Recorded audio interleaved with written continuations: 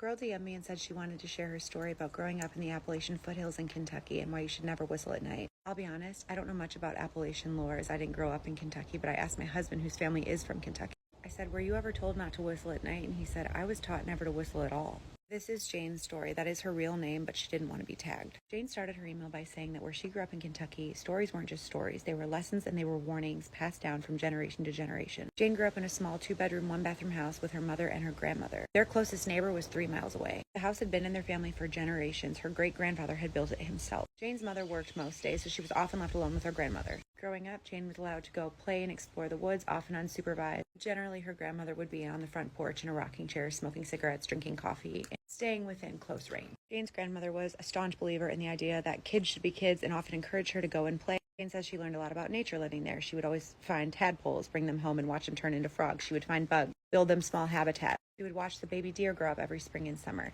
But Jane's grandmother had 2 rules, and the first was that Jane had to be in the house by dusk, and the second was that Jane could not whistle at night, even if she was in the house. When Jane asked why she wasn't allowed to whistle at night, her grandmother only ever said, "It calls them to you," and refused to elaborate. So Jane grew up with the idea that there were monsters or people in the woods that would come if you whistled. So Jane grows up, she goes off to college. Her mother had since fell in love with and married a man who lived in the suburbs of Louisville. Only her grandmother is left living in this house. And Jane doesn't go back very often. There's not a lot for her there. And at this point in her life, she views the place where she grew up just as a small mountain town where a lot of old people live who still believe in magic and folklore. But Jane's modern. She's a millennial. She has a smartphone. She watches The Bachelorette. The world that she lives in is bigger and more vibrant than the dusty old stories that her grandmother clung to. But obviously her grandmother's lessons are ingrained in her. She was raised that way. So anytime she hears somebody whistle, especially after dark, she kind of thinks to herself, you're not supposed to do that.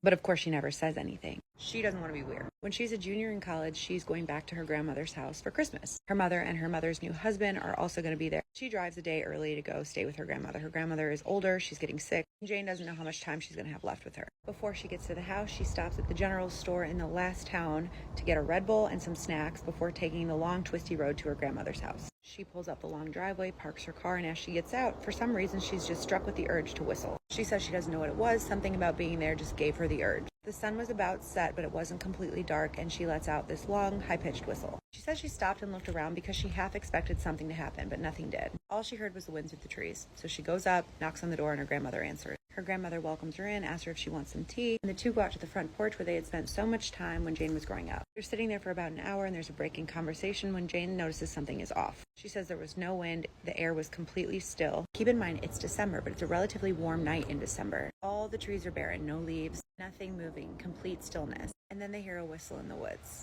And it's Jane's whistle. The same long, high-pitched whistle that Jane had whistled earlier. And her grandmother grabs a chair, her knuckles going white, and she stands up and she says, "Did you whistle at night?" And Jane starts stammering because this actually scares her. And she's like, "Well, I did when I got here, but it wasn't quite dark, and I didn't think anything was going to happen." Grandmother's like, "We have to go inside right now." So the two go inside where there's a fire going, and they hear the whistle again, but it's closer this time. Her grandmother's sitting in the chair close to the fire, and she's like, "Why did you do that? I told you never to whistle at night." And Jane still doesn't entirely know what's going on, so she just says, "Well, who is it? Who's whistling?" And her grandmother just says, "We don't know, but you called them and now they're here." Her grandmother reassures her that they're going to be safe as long as they stay inside when there's a pounding at the door. The pounding at the door startled Jane, so she jumps up, and then she realizes that it's probably just her mother and her husband. So she goes over to answer it, and her grandmother just looks at her and she says, "What are you doing?" And Jane says, "Is Mom coming early?" And her grandmother says, "No." She tells her to come sit back down, so she does, and then it's gone. Jane says she has absolutely no explanation. She does not know what it was, but thinking about the experience still terrifies her. And her grandmother has sadly since passed away, and Jane inherited the house, but she says she still has not gone back there. She doesn't know if she ever will, and she's not sure what she's going to do with the house. If you're from the foothills of